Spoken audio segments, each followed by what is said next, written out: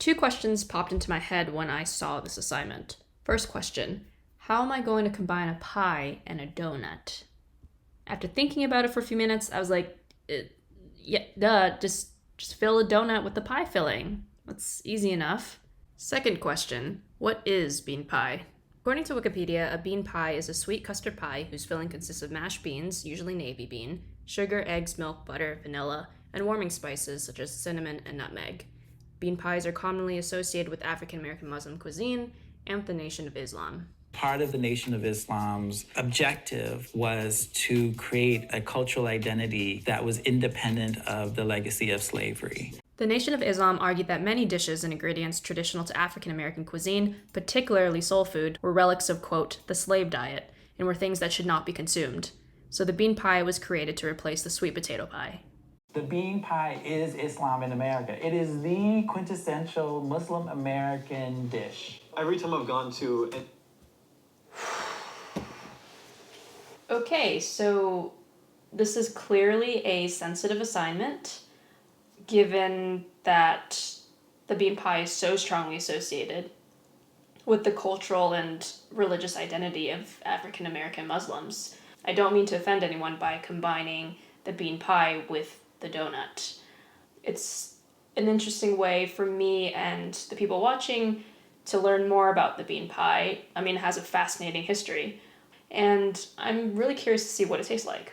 So I combed the internet for navy bean pie recipes, compared them, and decided to bake a pie by Sister DIY. The recipe doesn't include instructions for the pie crust, so I chose to make a whole wheat crust, picking a recipe developed by Stella Parks.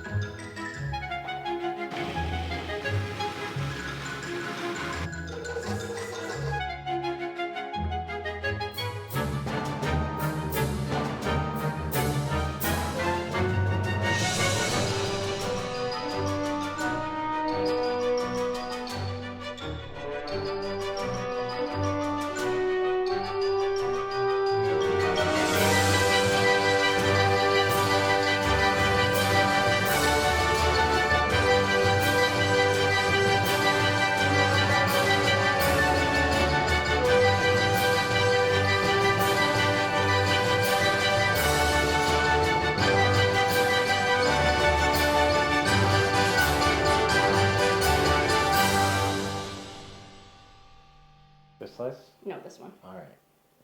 You want to go first? Sure. Yeah. The filling has a velvety, smooth texture like a custard. Because of the warming spices, this pie is very reminiscent of pumpkin pie or sweet potato pie. It's not overly sweet. The crust is tough, but very flaky and buttery. The filling has browned on the top, leaving a top layer that's slightly crisp and tastes strongly of nutmeg. When tasting the bottom layer by itself, you can really taste the bean flavor. It's similar to red bean desserts that you find in Asia.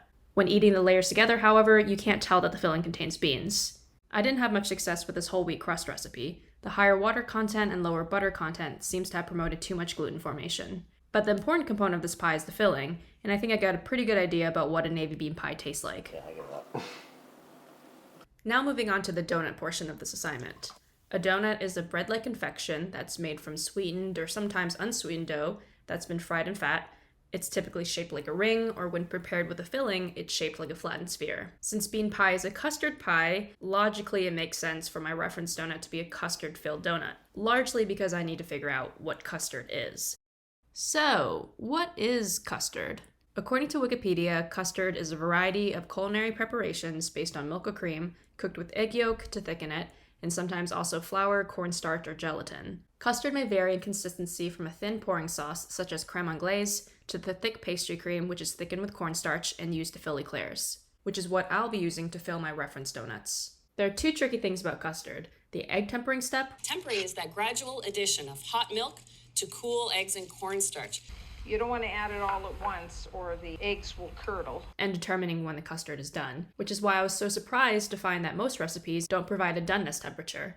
They just tell you to heat the custard until some visual indicator. And sources that do give you temperatures give you conflicting ones. Because I'm not infusing my milk with aromatics or spices, there's really no need for me to preheat my liquid ingredients, and therefore no reason for me to temper my eggs. so I decided to use the all-in-one pot method to make pastry cream and heat the custard to about 185 degrees Fahrenheit. So with this method, I blended my cold milk and eggs together, poured that into my mixture of cornstarch and sugar, added my butter, then slowly heated the mixture up, aiming for a final temperature of 180 to 185 degrees Fahrenheit. It's important to heat pastry cream to sufficiently high temperature for two reasons. The first reason is to gelatinize the cornstarch and coagulate the proteins in egg yolks. Both of these are responsible for thickening the pastry cream. The second reason is to denature or deactivate the amylase enzyme present in egg yolks. Left active, the enzyme breaks down the starches in the pastry cream, leaving you with custard soup. Once I reached temperature, I stirred in vanilla extract and passed pastry cream through a fine mesh strainer, placed plastic wrap flush on the surface, then stored in the refrigerator. This is probably an unpopular opinion, but I'm not a huge fan of how pastry cream looks. It kind of reminds me of flubber, most likely because cornstarch imparts a translucent quality to the custard. So I decided to try one other recipe, the Modernist Cuisine at Home recipe for pastry cream, which relies only on egg yolks to thicken the mixture. The recipe cooks the egg yolks sous vide at 176 degrees Fahrenheit before blending them into a cream infused with vanilla. An additional benefit of this recipe is that you don't have to worry about over or underheating the mixture since you're using a temperature-controlled water bath. I made one batch with vanilla extract, adding the liquid at the very end, and one batch with vanilla bean. Both Modernist Cuisine versions are thinner than the conventional pastry cream, but when filling my reference donuts, I found that all three were adequately thick enough to act as fillings. I also spent some time figuring out the proper amount of custard to inject into the donut. Through some trial and error, I found that I like 20 milliliters of pastry cream in my donut, but this is completely personal preference. Oh, yeah. In terms of taste, the Modernist Cuisine formula is clean and rich. You can really taste the egg and butter. The flavors in the conventional pastry cream are a little more muddled. You pick up egg and butter notes, but it's largely very sweet forward. Both are smooth on the palate, but in different ways. The Modernist Cuisine version gives a sensation of butter or chocolate melting on your tongue, whereas the conventional pastry cream, while velvety, feels coarser almost, and it doesn't melt on the tongue. So I prefer the Modernist Cuisine version, whereas my partner preferred the conventional pastry cream, citing that this is what he thinks of when he thinks of custard. When you eat the pastry cream as a filling in the donut, the differences become less apparent, especially when you top the donut off with a chocolate glaze. So after doing this background research, I moved on to tackle the question of how to turn this into something like this. I developed two recipes, one that doesn't deviate too far from a conventional pastry cream in that it uses cornstarch as a thickener, I'm going to call this Custard A, and one that's more in the spirit of the Modernist Cuisine version. I'm calling this Custard B. For Custard A, I again used the one-pot method and didn't deviate too far from the original pie filling recipe. But rather than using one whole egg, I decided to just use the egg yolk because I wanted a richer custard. I didn't want to add too many eggs because I didn't want to introduce an eggy flavor to the custard. And rather than using evaporated milk, I used whole milk. The bean pie uses flour as a thickening agent. I opted to use cornstarch instead since it thickens more efficiently because it contains no protein. When comparing pastry cream recipes, most use a 15:1 ratio of milk to cornstarch. Since navy beans already contain starch, I decided to start off with less cornstarch. Over thickening the mixture would mean that I would have to add more milk, which would in turn dilute the navy bean flavor. I heated the mixture to 180 degrees Fahrenheit and gradually added more cornstarch in the form of a slurry until the custard reached the proper consistency. I added in vanilla extract, nutmeg, cinnamon, then strained, covered, and refrigerated the custard. Now moving on to Custard B. The idea is to cook the egg yolks separate from all the other ingredients at a very precise temperature. To prepare the non-egg mixture, I pureed the navy beans in a blender, then passed it through a fine mesh strainer. I then heated the navy bean puree with salt, sugar, heavy cream, and butter just until everything dissolved. One of the defining characteristics of the Modernist Cuisine pastry cream was its egginess, which comes from cooking the egg yolks to 176 degrees Fahrenheit. The bean pie filling, however, had no detectable eggy flavor, so rather than cooking the yolks to 176, I cooked them at a lower temperature of 149 degrees Fahrenheit. At this temperature, there should be enough protein coagulation to thicken my custard, especially since the navy bean puree already contains starch. And remember that pesky egg yolk protein, amylase, that if left active breaks down starch? Well, we don't have to worry about it here because beans contain a high level of amylase-resistant starches. After cooking, chilling, and straining the egg yolks, I mixed them into the navy bean mixture. I then added vanilla, nutmeg, cinnamon, and brown sugar, blended the custard with an immersion blender until homogeneous, then covered and chilled it in the fridge. Here's a comparison of the two hybrid custards. Both are thicker than the reference pastry creams.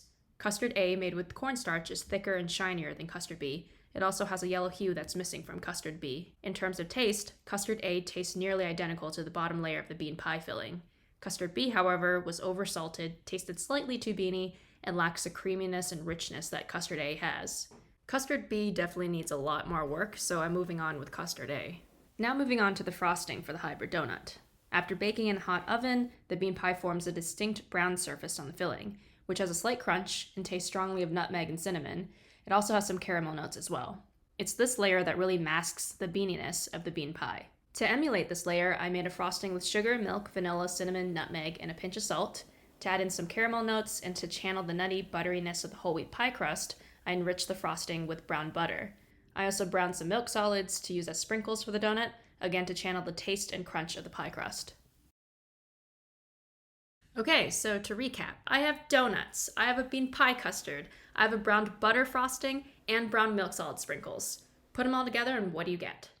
A bean pie donut, which tastes just like a bean pie, but in donut form, and it's slightly sweeter because of the frosting. The actual donut dough has a really satisfying chew, and the brown milk solid sprinkles lend a really nice crunch to the donut. And you can really taste that nutty browned butter in the frosting that's playing homage to the pie's crust. I think this hybridization was very successful. Oh yeah. Okay, no more, Tom. That was my last one. No, Tom! And I learned a lot. You can find the full recipe by following the link in the description, and let me know in the comments section what you would have done to hybridize these two desserts, and if you have any ideas on improving this recipe. Thanks for watching, and I'll see you next time. What do you want? You already ate. Oh wait.